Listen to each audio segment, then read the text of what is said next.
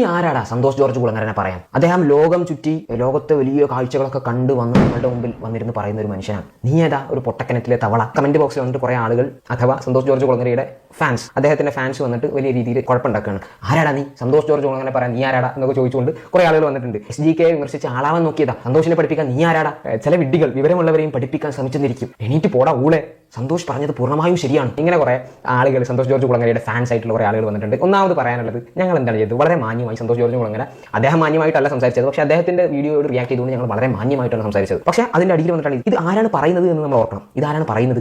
നാഴികക്ക് 40 വട്ടം ഈ വിഷയത്തിൽ ആരും വിമർശനത്തിന് അതീതരല്ല, ദൈവം പോലും വിമർശനത്തിന് അതീതരല്ല. അതുകൊണ്ടാണ് സന്തോഷ് ജോർജ് കുളങ്ങര ഞങ്ങളുടെ SGK ദൈവത്തെ വിമർശിച്ചത് എന്ന് പറയുന്ന ആളുകളാണ്. സന്തോഷ് ജോർജ് കുളങ്ങരനെ ആരെങ്കിലും, അവരുടെ SGK ആരെങ്കിലും വിമർശിച്ചു കഴിഞ്ഞാൽ അതിന്റെ കമന്റ് ബോക്സിൽ വന്നിട്ട് ആകെ ഫ്രസ്ട്രേറ്റഡ് ആയി ഇങ്ങനെ ചീത്ത വിളിക്കുക, തെറി വിളിക്കുക എന്നുള്ള പരിപാടിയാണ് അവർ ചെയ്തുകൊണ്ടിരിക്കുന്നത്. അപ്പം ഇതാണ് നിങ്ങളുടെ സഹിഷ്ണുത, ഇതാണ് നിങ്ങളുടെ കാപ്പട്യം എന്ന് പറയാൻ വേണ്ടിയിട്ടാണ് ആ ഒരു വാചകം പറഞ്ഞത്.